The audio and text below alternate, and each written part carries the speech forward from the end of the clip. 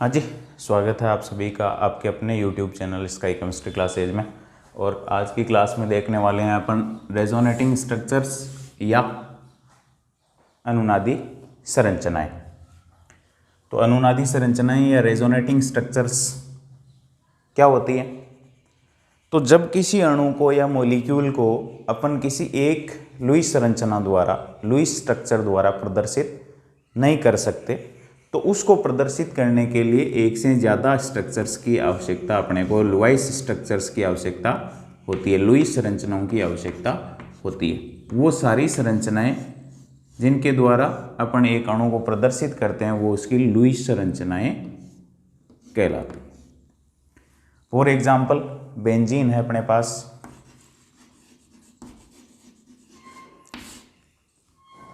इसको इन दो resonating structures या लुईस संरचनाओं द्वारा अपन प्रदर्शित करते हैं, यानी बेंजीन को किसी एक स्ट्रक्चर द्वारा अपन प्रदर्शित नहीं कर सकते।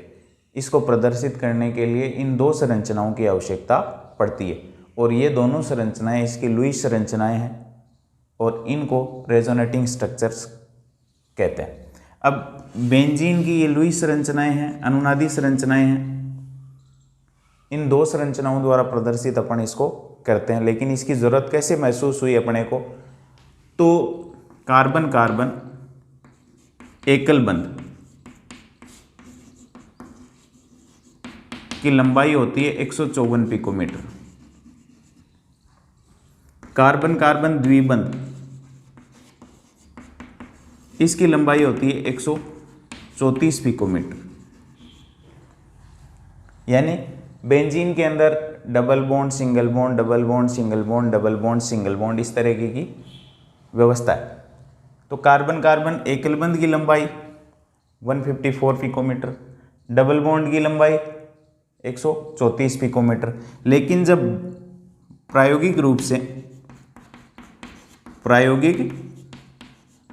रूप से बेंजीन के कार्बन कार्बन बंध की लंबाई निर्धारित की गई,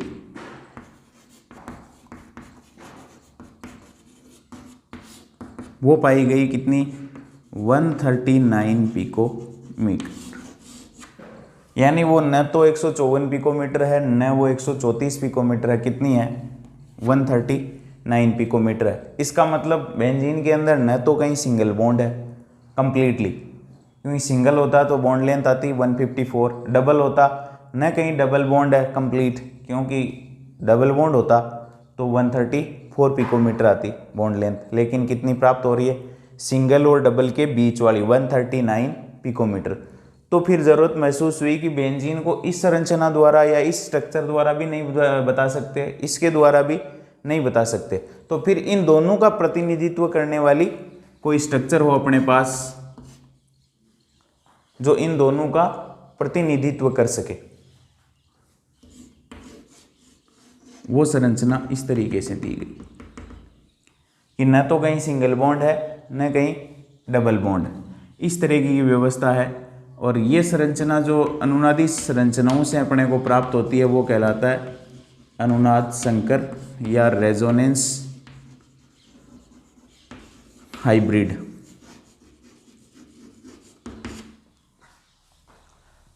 अनुनादी संरचनाएं ये हैं किसकी? बेंजीन की।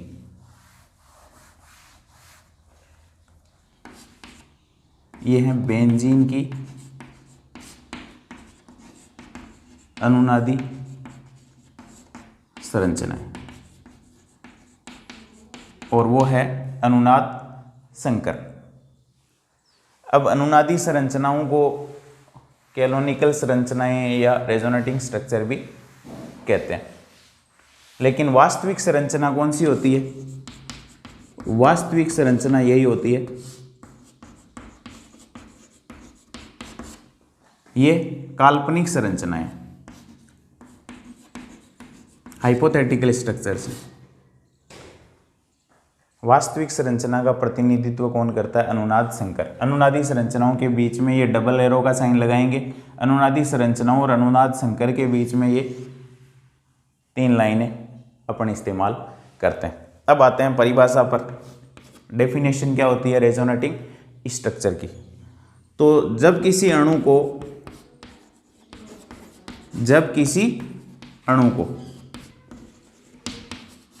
किसी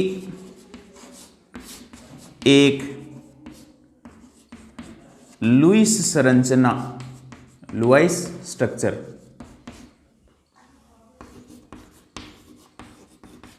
से प्रदर्शित नहीं किया जा सके तो उस अणु को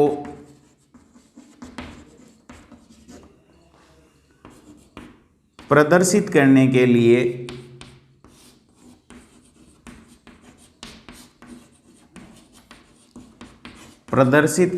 लिए जिन संरचनाओं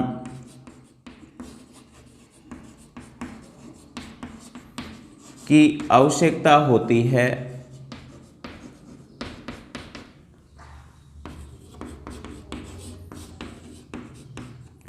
वे संरचनाएं अनुनादी संरचनाएं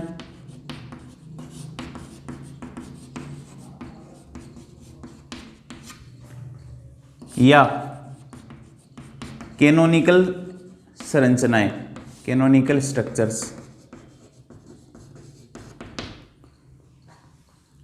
यानी रेजोनेटिंग स्ट्रक्चर्स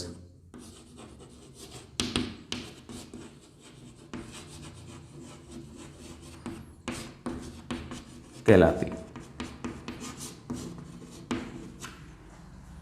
तो जब किसी अणु को किसी एक लुईस संरचना से प्रदर्शित नहीं किया जा सके तो उस अणु को प्रदर्शित करने के लिए अपने को एक से ज़्यादा संरचनाओं की आवश्यकता होती है। जैसे आप बेंजीन को देख रहे हो, इसको प्रदर्शित करने के लिए न अपन इससे प्रदर्शित कर सकते हैं न इससे, तो दोनों संरचनाओं से प्रदर्शित कर रहे हैं, यानी एक लुईस संरचना नहीं है, एक से ज़्यादा संरचना है। जैसे CH4 है, इसकी ये एक ही लुईस संरचना है, अपन इसको इस तरीके से दर्शा देंगे, लेकिन इसको किसी एक लुईस संरचना से प्रदर्शित नहीं कर सकते। तो इसको दर्शाने के अपने को एक से ज़्यादा संरचनाओं की आवश्यकता होगी। वो सभी संरचनाएं जिससे अणु को अपन प्रदर्शित करते हैं, वो सभी संरचनाएं अनुनादी संरचनाएं, कैनोनिकल स्ट्रक्चर या रेजोनेटिंग स्ट्रक्चर्स कहलाती है। और ये अनुनादी संरचनाएं क्या होती है? काल्पनिक होती है, यानी कल्पना की गई वास्तविक संरचना नहीं है। अनुनादी संरचनाएं काल्पनिक हाइपोथेटिकल होती है। तो ये तो बात हुई अनुनादी संरचनाओं की।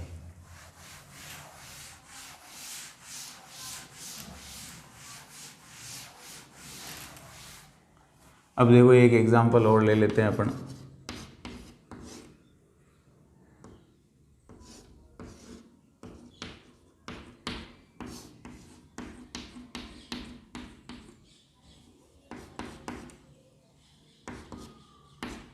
ये है नाइट्रोमेथेन। अब नाइट्रोमेथेन की एक स्ट्रक्चर तो ये है, दूसरी अपन यूं बना सकते हैं कि इस नेगेटिव चार्ज को पाई बॉन्ड के रूप में पाई बॉन्ड को अगले एटम पर भेज दें, यानी अनुनाद इसके अंदर इस तरीके से होता है। O-, ये माइनस हो जाएगा और ये इधर डबल बॉन्ड हो जाएगा। तो ये नाइट्रोमेथेन की अनुनादी संरचनाएं हो जाएगी।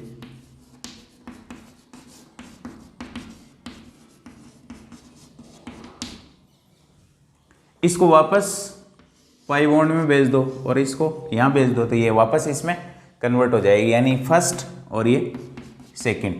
ये दोनों काल्पनिक हैं, लेकिन ये वास्तविक संरचना में अपने स्थायित्व के आधार पर अलग अलग योगदान करती है। तो इसका अनुनाद संकर, पॉजिटिव चार्ज में कोई परिवर्तन नहीं हो रहा है, यहाँ जैसा है वैसा का वैसा, यानी एक बॉन्ड इधर शिफ्ट हो रहा है, एक उधर जा रहा है, तो बात वैसी की वैसी। टोटल बॉन्ड 3 के 3 ही रह रहे हैं, इधर ऑक्सीजन इधर भी ऑक्सीजन, एक बार इधर डबल बॉन्ड है और एक बार इधर बॉन्ड, तो मैं यूँ डॉटेड से इसको दर्शा दूँ। अब नेगेटिव चार्ज जो है वो एक बार यहाँ है एक बार यहाँ है, तो इसको माइनस यहाँ लगा सकते हो आप। नेगेटिव चार्ज है वो दो जगह बटा हुआ है, या इसको माइनस हाफ और माइनस हाफ भी लिख सकते हो। ये क्या हो जाएगा, अनुनाद संकर हो जाएगा। किसका, नाइट्रोमेथेन का। तो अपन नाइट्रोमेथेन की स्ट्रक्चर को इस तरीके से देख सकते हैं। तो ये तो बात हुई इनकी अनुनादी संरचनाओं की परिभाषा।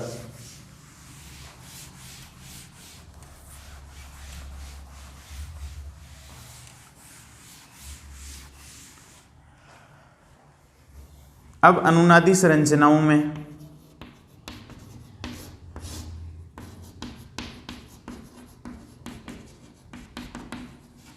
के स्थायित्व की बात कर लेते हैं अपन कि स्टेबल कौन सी ज़्यादा रेजोनेटिंग स्ट्रक्चर होगी, उसके क्या नियम।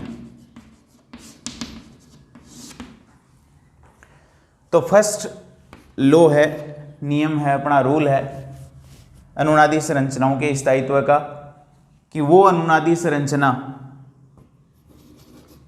ज्यादा स्थायी होगी जो अनावेशित होगी। अनावेशित अनुनादी संरचना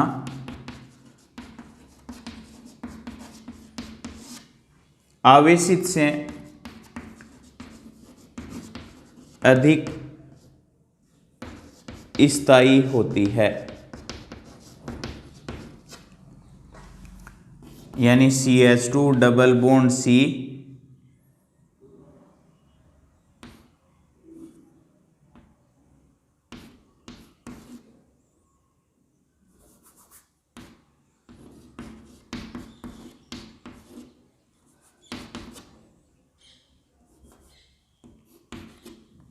ये कोई अपने पास मॉलिक्यूल है,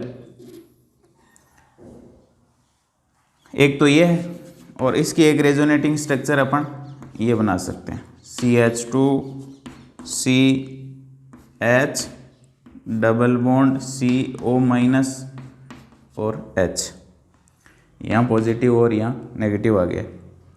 तो ये अधिक स्थायी है और वो कम स्थायी है। क्यों, ये आवेशित है, सॉरी ये अनावेशित है, वो आवेशित है। तो अनावेशित स्पीसीज या अनुनादी संरचना आवेशित स्पीसीज या अनुनादी संरचना से ज़्यादा स्थायी होती है। तो ये तो हुआ पहला नियम। दूसरा है, लेकिन कई बार जो है वो आवेशित भी ज़्यादा स्थायी भी हो सकती है।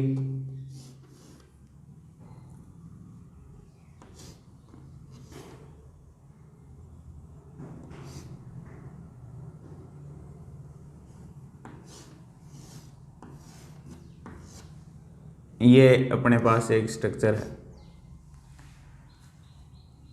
इसकी अनुनादी संरचना अपन बनाते हैं, ये है अनावेशित। मैं इस पाई बॉन्ड को यदि यहाँ भेज दूं तो देखो ये आवेश उत्पन्न हो जाएगा इसके अंदर।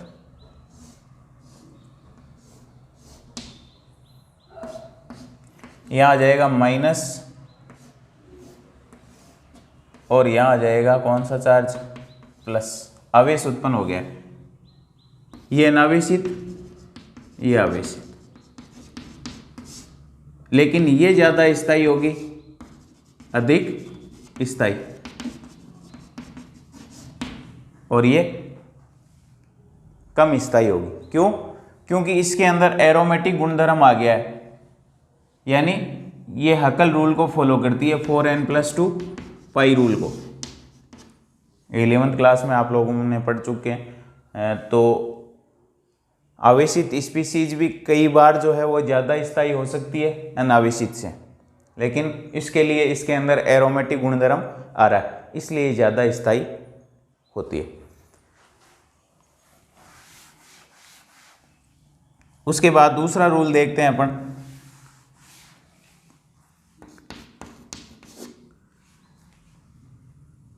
प्रत्येक परमाणु का वह अनुनादी संरचना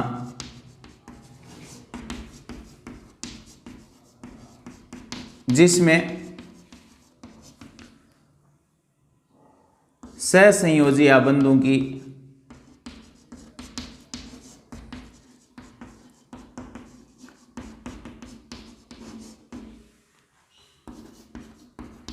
संख्या अधिक होती है वह अधिक स्थायी होती है। जिसमें कोवेलेंट बॉन्ड जो हैं वो ज़्यादा होंगे वो ज़्यादा स्थायी होगी। जैसे इसके अंदर सहसंयोजी आबंध जो परमाणु थे वो तो जुड़े हुए हैं ही, ये 2, फिर ये 3, ये 2, 5, 2, 3, 5, बाकी तो ऐसे के ऐसे ही लग रहे हैं, 1, 3 और 1, 4। सहसंयोजी आबंधों की संख्या क्या हो गई, घट गई। किसमें, इसमें ज़्यादा है, इसमें कम है, तो ये ज़्यादा स्थायी होगी इसकी तुलना में। तो सहसंयोजी आबंधों की संख्या जिसमें ज़्यादा होती है वो अधिक स्थायी होती है। अगला रूल देखते हैं, थर्ड है वह अनुनादी संरचना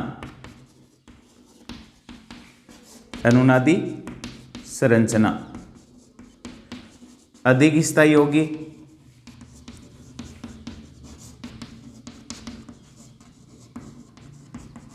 जिसमें प्रत्येक परमाणु का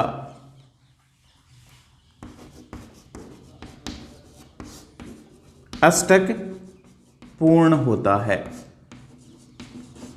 यानी अपने को देखना है कि प्रत्येक परमाणु का अष्टक पूर्ण है वो ज़्यादा स्थायी होगी, जिसका अष्टक जिसमें पूर्ण नहीं है वो कम स्थायी होगी, हाइड्रोजन के अतिरिक्त, क्योंकि हाइड्रोजन के पास अष्टक पूरा करने की स्थिति नहीं होती है, केवल वो 2 इलेक्ट्रॉन ग्रहण कर सकता है। तो जिन परमाणुओं के पास 8 इलेक्ट्रॉन होते हैं, जिन अनुनादी संरचनाओं में प्रत्येक परमाणु का अष्टक कंप्लीट होता है वो ज़्यादा स्थायी होती है।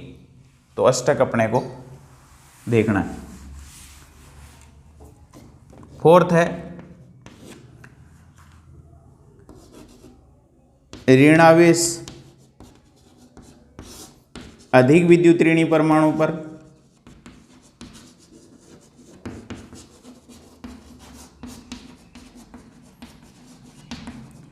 और धनावेश अधिक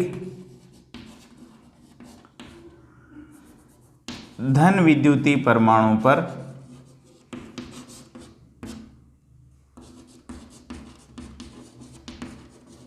है, तो वह अनुनादी संरचना अधिक स्थायी होती है।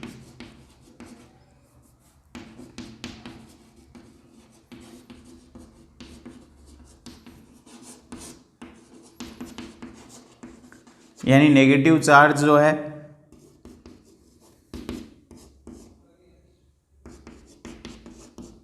वो अधिक विद्युत ऋणता वाले परमाणु पर और पॉजिटिव चार्ज जो है वो कम विद्युत ऋणी परमाणु पर।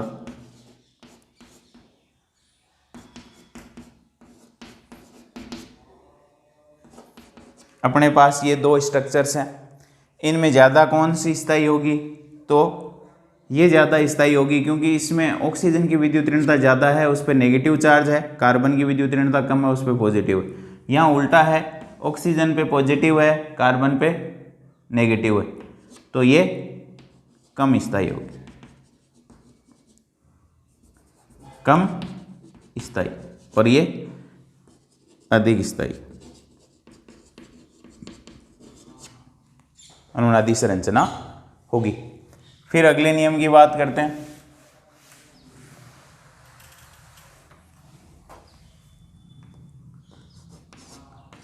आवेशों का पृथक्करण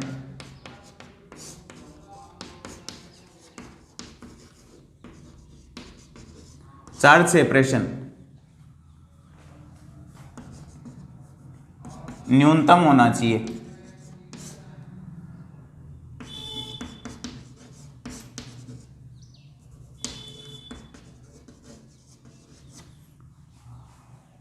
न्यूनतम होना चाहिए, यानी आवेशों के बीच की दूरी बढ़ने के साथ स्थायित्व घटता है। आवेशों का पृथक्करण क्या होना चाहिए? न्यूनतम होना चाहिए। एक आवेश पॉजिटिव चार्ज अपना यहाँ है, नेगेटिव यहाँ है, तो ये ज़्यादा स्थायी होगी। एक पॉजिटिव यहाँ है, नेगेटिव यहाँ है, तो चार्ज सेपरेशन बढ़ रहा है। एक पॉजिटिव यहाँ रह गया, नेगेटिव यहाँ रह गया, तो आवेशों का पृथक्करण बढ़ता है, आवेशों के बीच की दूरी बढ़ती है, तो अनुनादी संरचनाओं का स्थायित्व क्या होता है? घटता है। ये ज़्यादा स्थायी है जबकि ये कम स्थायी है। आवेशों का पृथक्करण क्या होना चाहिए? न्यूनतम होना चाहिए। उसके बाद समान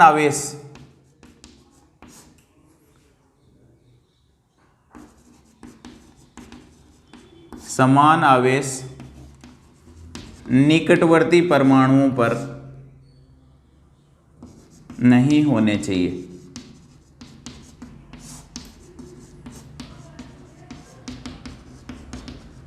यानी जिन अनुनादी संरचनाओं में समान आवेश निकटवर्ती परमाणुओं पर है तो वो क्या होंगे? वो अनुनादी संरचनाएं कम स्थायी होंगी। समान आवेश, क्योंकि वो एक दूसरे को क्या करेंगे? प्रतिकर्षित करेंगे।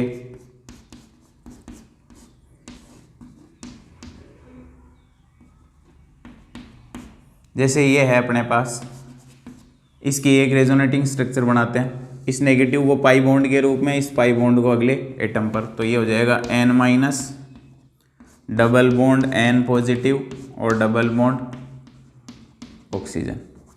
ये एक रेजोनेटिंग स्ट्रक्चर बन गई। 3 और 1 4 बंद नाइट्रोजन ने बना रखे हैं, यहाँ भी 4 बंद बना रखे हैं, तो पॉजिटिव चार्ज पे कोई असर नहीं आएगा। और बना लेते हैं, इसको मैं यहाँ भेज दूँ लोन पेयर को पाई बॉन्ड के रूप में, और इसको इधर भेज दूँ, तो ये हो जाएगा N-2, एक नेगेटिव और आ जाएगा, single bond N plus triple bond O positive. ये 3 अनुनादी संरचनाएं हैं। तो समान आवेश देखो, ये रहे 2 समान आवेश एक दूसरे के निकटवर्ती परमाणुओं पर मौजूद है, तो इसका स्थायित्व सबसे कम होगा। ये क्या हो जाएगी? लीस्ट स्टेबल, सबसे कम स्थायी। अपने को यही चीज़ देखनी थी, बाकी चीज़ें अपन बाकी के नियमों से निर्धारित कर सकेंगे। लेकिन यदि समान आवेश एक दूसरे के निकटवर्ती परमाणुओं पर है तो वह प्रतिकर्षण ज़्यादा होगा और स्थायित्व उस संरचना का कम होगा। इनके अंदर देखो पॉजिटिव नेगेटिव, नेगेटिव पॉजिटिव, यानी ये दोनों संरचनाएं उससे ज़्यादा स्थायी।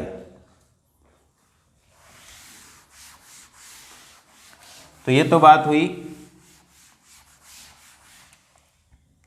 उसके बाद एक तरीके से 7वां रूल है, अनुनादी संरचनाएं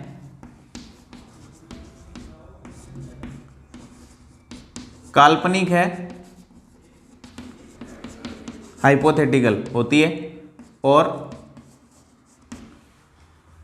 ये वास्तविक संरचना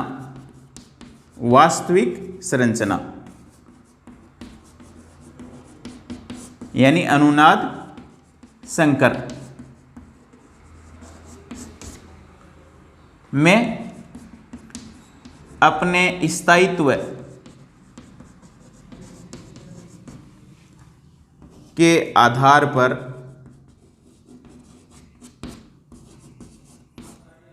योगदान देती है। अपना स्थायित्व के आधार पर क्या करती है? वास्तविक संरचना में योगदान देती है, जो अनुनाद संकर कहलाता है। उसके बाद अनुनादी संरचनाएं जो बनेंगी उसके अंदर सबसे, जैसे इसके अंदर 3 अनुनादी संरचनाएं, इसमें सबसे अधिक स्थायी अनुनादी संरचना और अनुनाद संकर के बीच का ऊर्जा अंतराल जो है वो क्या कहलाता है? वो कहलाता है अनुनाद स्थायीकरण ऊर्जा या अनुनाद ऊर्जा। तो सर्वाधिक स्थायी अनुनादी संरचना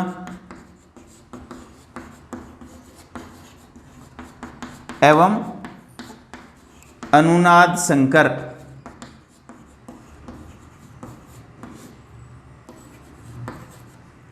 के मध्य ऊर्जा अंतराल अनुनाद ऊर्जा, रेजोनेंस एनर्जी या अनुनाद स्थायीकरण ऊर्जा कहलाती है। यानी सबसे ज्यादा स्थायी अनुनादी संरचना है, उसके और अनुनाद संकर के बीच का जो ऊर्जा अंतराल है वो क्या कहलाता है? रेजोनेंस एनर्जी या अनुनाद स्थायीकरण एनर्जी।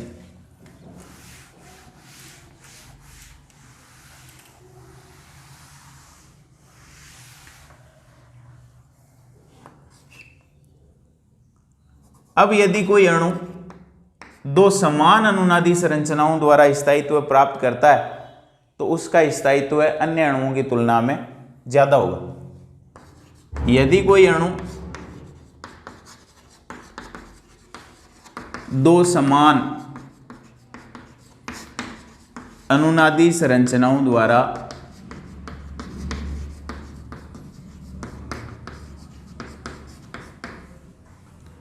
स्थायित्व प्राप्त करता है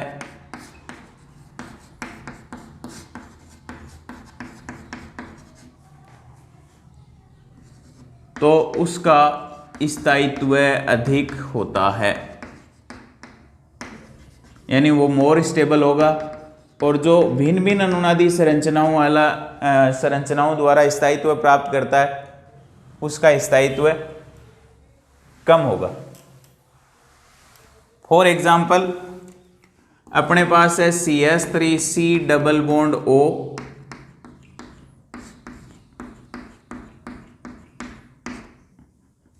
माइनस। इसकी दूसरी रेजोनेटिंग स्ट्रक्चर अपन बना लेंगे, वो हो जाएगी इस नेगेटिव को यहां भेज दो, इस पाई बॉन्ड को यहां भेज दो, तो CH3C O माइनस और इधर आ जाएगा डबल बॉन्ड। ये दोनों सेम है, इनमें कोई अंतर नहीं है, केवल पाई बॉन्ड जो है वही शिफ्ट हो रहा है। इसका अनुनाद संकर अपन बनाएंगे तो CH3C O और ये O। अब एक बार डबल बॉन्ड इधर, एक बार डबल बॉन्ड इधर, तो आधा आधा बांट दो। और नेगेटिव चार्ज क्या कर रहा है? ट्रेवल कर रहा है यहाँ से वहाँ। एक नेगेटिव चार्ज दो ऑक्सीजन पे बटा हुआ है, तो इसको क्या लिख सकते हो? -1/2 -1/2 भी लिख सकते हो। ये इसका अनुनाद संकर हो जाएगा। इसका अनुनाद संकर अपन इस तरीके से बना सकेंगे। ये तो बात हुई समान अनुनादी संरचना की।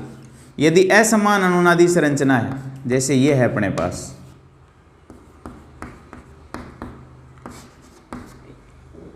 फिनॉक्साइड आयन है, फिनोल से बनता है phenoxide ion.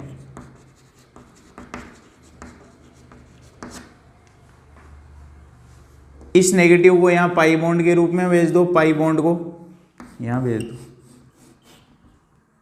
Double bond oxygen negative, इस नेगेटिव को पाई बॉन्ड के रूप में, पाई बॉन्ड को अगले कार्बन पे भेज दो।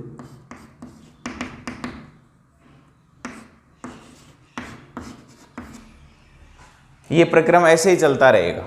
इसको यहां भेज दो और इसको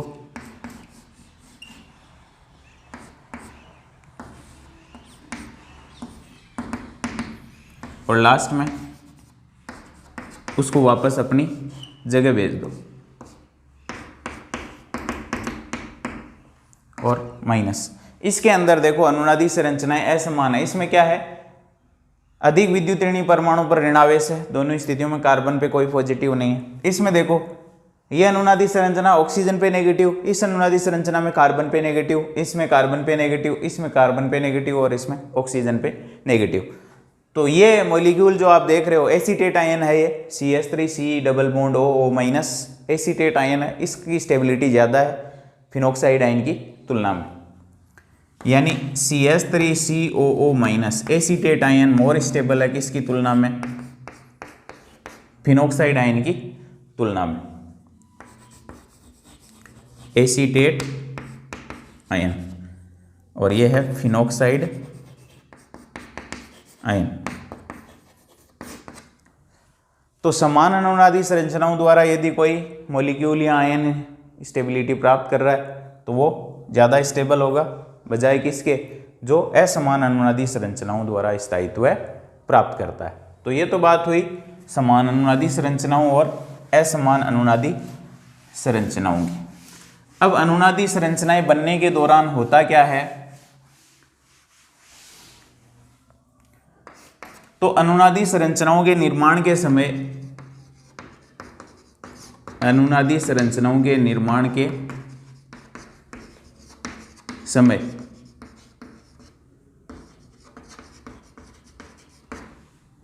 परमाणुओं की स्थिति में कोई परिवर्तन नहीं हुआ है, यानी परमाणुओं की स्थिति जैसी है वैसी की वैसी। परमाणुओं या उनको अपन नाभिक कह सकते हैं, नाभिकों की स्थिति में परिवर्तन नहीं होता है, कोई चेंज नहीं होगा। जैसे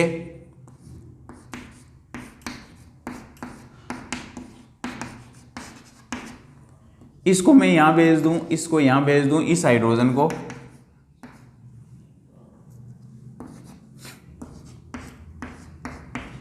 यूं शिफ्ट कर दो,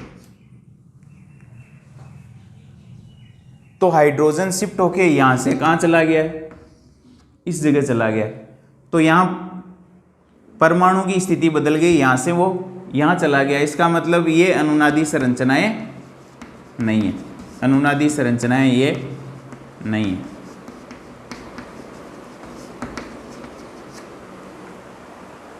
तो परमाणुओं की स्थिति में कोई परिवर्तन नहीं होता है, वो अनुनादी संरचनाएं हैं। अन्यथा यदि परमाणु की स्थिति बदल जाती है तो वो अनुनादी संरचनाएं नहीं होंगी। यहाँ देखो इसके अंदर अनुनादी संरचनाएं हैं क्योंकि इसमें परमाणु की स्थिति में परिवर्तन नहीं हुआ है, केवल पाई इलेक्ट्रॉन्स ने अपनी स्थान में परिवर्तन कर लिया, यानी वो विस्थानीकृत हो गए, अपनी जगह में परिवर्तन कर लिया। और इनके कुछ निर्धारण के रूल्स,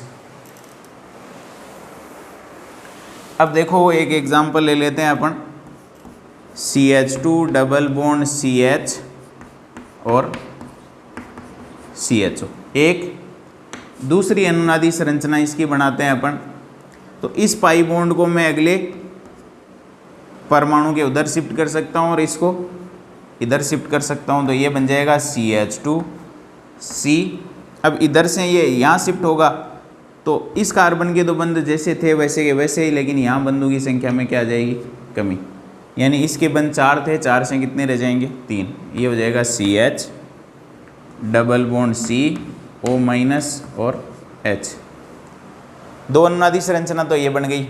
एक और बना लेते हैं इसकी, इस पाई बॉन्ड को मैं यहाँ शिफ्ट कर दूँ इधर और इसको इधर शिफ्ट कर दूँ, तो देखो CH2 पे क्या आ जाएगा, minus CH double bond CO पे कौन सा चार्ज आ जाएगा फिर, प्लस, क्योंकि इस पाई बॉन्ड के इलेक्ट्रॉन इधर शिफ्ट होंगे तो कार्बन के बंधों पर कोई फर्क नहीं पड़ेगा। कार्बन का ये वाला बॉन्ड टूटेगा, इधर बन जाएगा, लेकिन ऑक्सीजन का एक ही बंध रह जाएगा पॉजिटिव, और ये H। अब ये फर्स्ट रेजोनेटिंग स्ट्रक्चर है, ये सेकंड है और ये थर्ड है। तो अपने रूल्स काम में लेते हैं। अनावेशित सबसे ज़्यादा स्थायी होगी आवेशित की तुलना में, तो ये दोनों आवेशित हैं, माइनस और प्लस, माइनस और प्लस। इसके अलावा कोवेलेंट बॉन्ड भी गिन लेने अपने को, सहसंयोजी आबंधों की संख्या भी गिन लेनी है। तो पहली बात तो ये कि सेकंड ज़्यादा स्थायी होगी सबसे अधिक। अब देखो कोवेलेंट बॉन्ड्स की संख्या गिन लेते हैं। इसमें देखो 1 2 3 4 5 6 7 और 8 कोवेलेंट बॉन्ड कितने? 8। इसमें गिनो 1 2 3 4 ये 5 6 7 8 9 कोवेलेंट बॉन्ड हो गए 9। इसमें गिनो 2 हाइड्रोजन वाले, एक ये 3, एक हाइड्रोजन वाला 4 2 6 7 और 8 कोवेलेंट बॉन्ड कितने हैं? 8। इसका मतलब ये ज़्यादा स्टेबल है सेकंड। फिर आते हैं थर्ड और फर्स्ट, इन दोनों में से किसका नंबर आने वाला है? तो इसमें देखो पॉजिटिव चार्ज है अधिक विद्युत ऋणी परमाणु पर, यानी मोर इलेक्ट्रोनेगेटिव एटम पे पॉजिटिव, यहाँ मोर इलेक्ट्रोनेगेटिव पे नेगेटिव, यहाँ लेस इलेक्ट्रोनेगेटिव एटम पर है ऋणावेश, यहाँ लेस पर पॉजिटिव। तो सेकंड और फर्स्ट में थर्ड ज़्यादा स्टेबल होगी फर्स्ट से। तो इस तरीके से अपन ये डिसाइड कर सकते हैं। इसके अलावा देखो इसका ऑक्टेट भी अपन देख सकते हैं किसका कंप्लीट है और किसका नहीं, 8 इलेक्ट्रॉन हो रहे हैं या नहीं हाइड्रोजन के अतिरिक्त, वो भी देख सकते हैं। लेकिन यहाँ से अपने को इससे ही पता लग जाएगा कि नेगेटिव चार्ज अधिक विद्युत ऋणी परमाणु पर और पॉजिटिव चार्ज कम विद्युत ऋणी परमाणु पर, यहाँ उल्टा है। तो वो ज़्यादा स्टेबल होगी, ये कम स्टेबल होगी, तो थर्ड आ जाएगी। उसके बाद फर्स्ट और सेकंड सबसे ज़्यादा स्टेबल होगी, क्योंकि हर एक का ऑक्टेट कंप्लीट है। 2 4 6 और 8, इस कार्बन के 8 इलेक्ट्रॉन हैं। फिर 4 ये 2 6 और 2 8, इसके भी 8 हैं। फिर ये जो कार्बन है इसके 2 2 4 और 4 इसमें 8। ऑक्सीजन के पास 2 तो लोन पेयर होते हैं, तो 2 4 और 4 ये 8, इसके भी कंप्लीट है। और हाइड्रोजन के 2 इलेक्ट्रॉन, यानी प्रत्येक का ऑक्टेट कंप्लीट है और कोई आवेश भी नहीं है। तो सबसे ज़्यादा स्टेबल हो जाएगी सेकंड, फिर आ जाएगी थर्ड और फिर हो जाएगी फर्स्ट। इस तरीके से अपन रेजोनेटिंग स्ट्रक्चर्स की स्टेबिलिटी को डिसाइड कर सकेंगे। ये थी अपनी अनुनादी संरचनाएं और उनके स्थायित्व की बात।